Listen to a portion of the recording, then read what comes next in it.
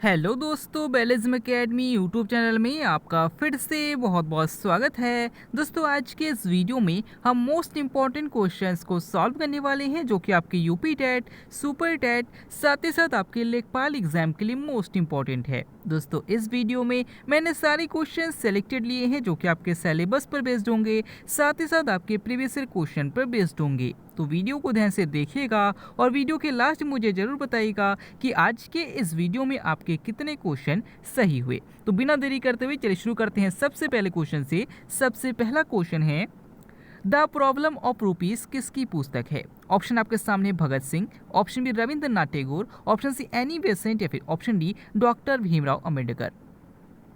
इसका सही आंसर हो जाएगा option D doctor Bhimrao Ambedkar. दोस्तों, याद रखिएगा कि भारतीय संविधान के जनक डॉक्टर भीमराव अम्बेडकर की पुस्तक जो है वो द प्रॉब्लम ऑफ रूपीज है। अगर आपसे पूछा जाता है कि आधुनिक युग का मनु किसे कहा जाता है तो याद रखिएगा डॉक्टर भीमराव अम्बेडकर को ही कहा जाता है।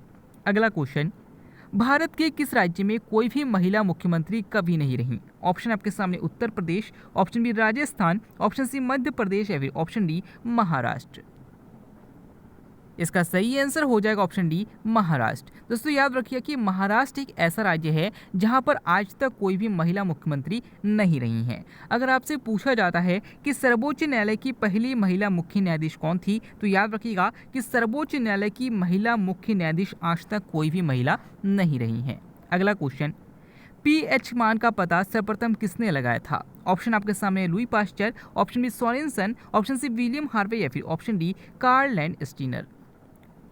इसका सही आंसर हो जाएगा ऑप्शन बी सोरेनसन। दोस्तों, याद रखिएगा कि पीएच का जो फुल फॉर्म होता है वो पोटेंशियल ऑफ हाइड्रोजन होता है और याद रखिएगा कि इसका पता सर्वप्रथम सोरेनसन ने लगाया था। अगर आपसे पूछा जाता है कि मनुष्य के शरीर में पीएच मान में कितने का अंतर होने पर इंसान की मौत हो सकती है तो याद रखिएगा कि अगर पीएच मान में 0.2 का अंतर इंसान के शरीर में हो जाए तो उसकी मौत भी हो सकती है।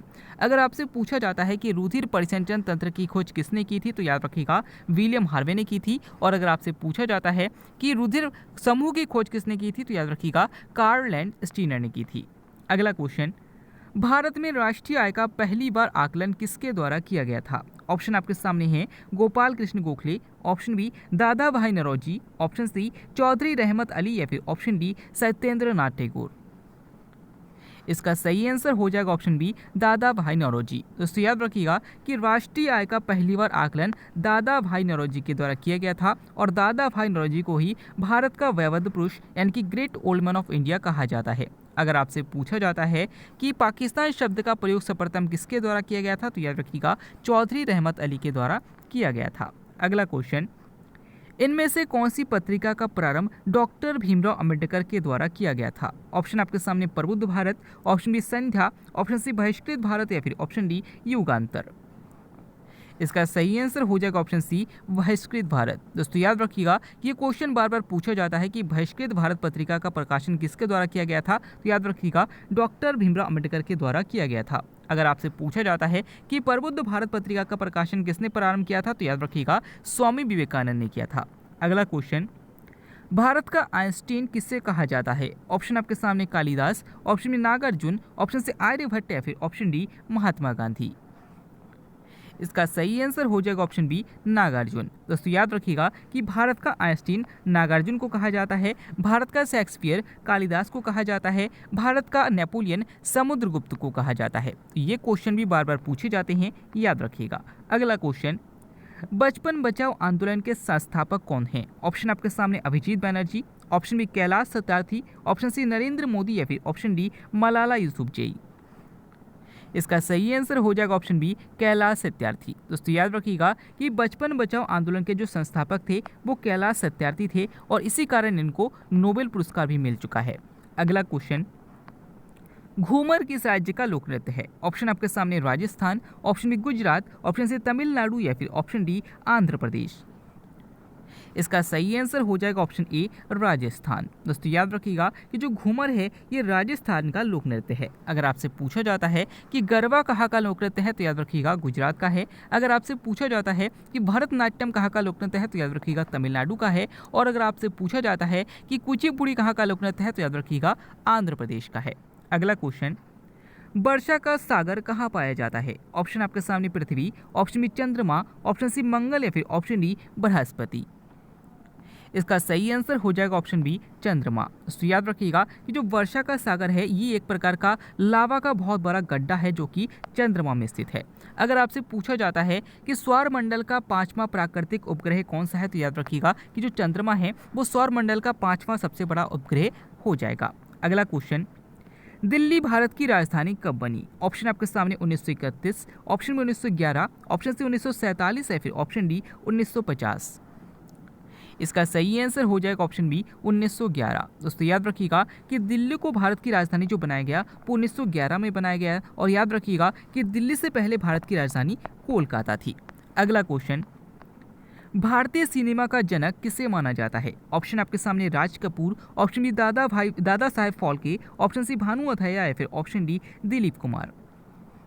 इसका सही आंसर हो जाएगा ऑप्शन बी दादा साहेब फाल्के। तो याद रखिएगा कि दादा साहेब फाल्के को भारतीय सिनेमा का जनक कहा जाता है। अगर आपसे पूछा जाता है कि दादा साहेब फाल्के पुरस्कार भारत की तरफ से सबसे पहली बार किसे मिला था, तो याद रखिएगा देविका रानी को मिला था। अगर आपसे पूछा जाता है कि भारत की तरफ से पहला ऑस्कर अवार्ड किसे मिला था, तो याद रखिएगा भानु अथैया को मिला था। अगला क्वेश्चन, एस्पिरिन किस वृक्ष से प्राप्त किया जाता है? ऑप्शन आपके सामने cinchona, option B willow, option C belladonna या फिर ऑप्शन डी डहेलिया। इसका सही आंसर हो जाएगा ऑप्शन बी बिलो। दोस्तों याद रखिएगा कि जो एस्पिरिन है ये बिलो वृक्ष से प्राप्त किया जाता है। अगर आपसे पूछा जाता है कि जो मलेरिया की दवा कुनैन है इसे किससे प्राप्त किया जाता है, तो याद रखिएगा सिनकोना की छाल से प्राप्त किया जाता है। अगर आपसे पूछा जाता है कि इंसुलिन किस वृक्ष से प्राप्त किया जाता है, तो याद रखिएगा डहेलिया की जड़ों से प्राप्त किया जाता है। अगला क्वेश्चन, राष्ट्रीय सुशासन दिवस कब मनाया जाता है? ऑप्शन आपके सामने 24 दिसंबर, ऑप्शन बी 25 दिसंबर, ऑप्शन सी 26 नवंबर या फिर ऑप्शन डी 11 जुलाई।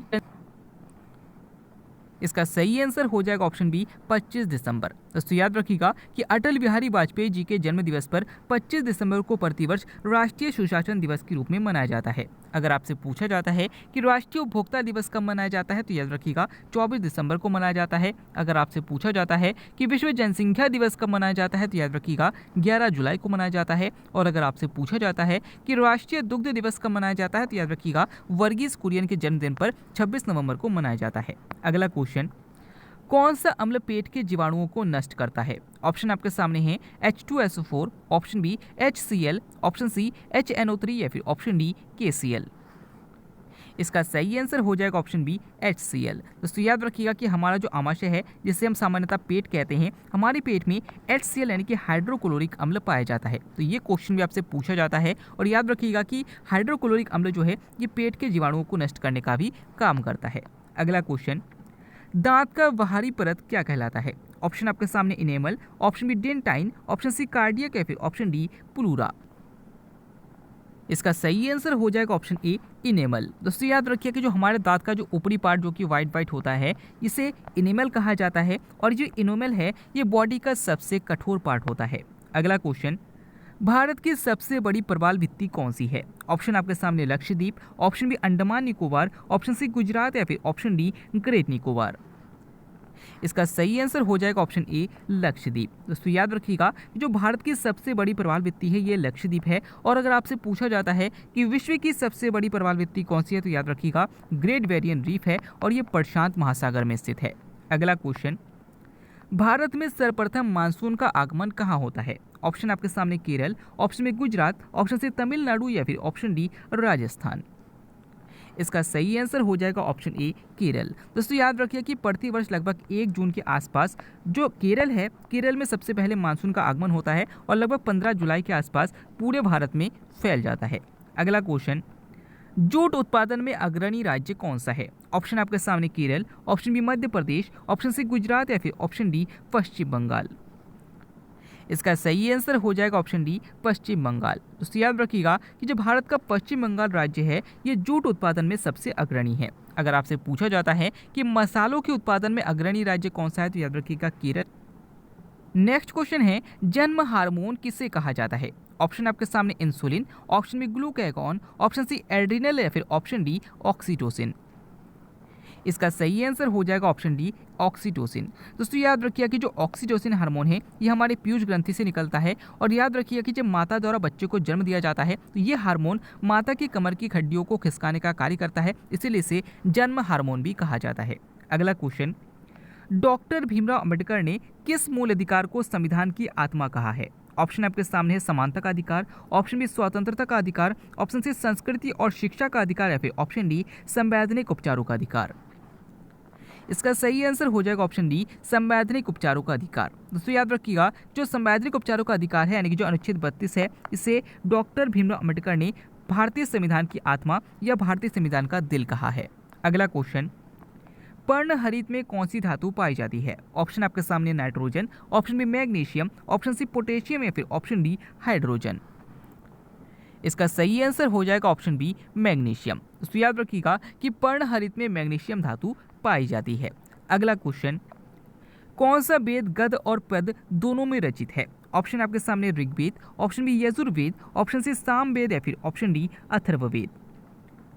इसका सही आंसर हो जाएगा ऑप्शन बी, यजुर्वेद। दोस्तों याद रखिएगा कि जो यजुर्वेद है इसमें गद्य और पद दोनों का उल्लेख है। अगर आपसे पूछा जाता है कि यज्ञों का वर्णन किस वेद में है तो याद रखिएगा यजुर्वेद में है। अगर आपसे पूछा जाता है कि गायत्री मंत्र का उल्लेख किस वेद में है तो याद रखिएगा ऋग्वेद में है। अगर आपसे पूछा जाता है कि भारतीय संगीत का जनक किस वेद को कहा जाता है तो याद रखिएगा सामवेद को कहा जाता है। और अगर आपसे पूछा जाता है कि तंत्र मंत्र का उल्लेख किस वेद में है तो याद रखिएगा अथर्ववेद में है।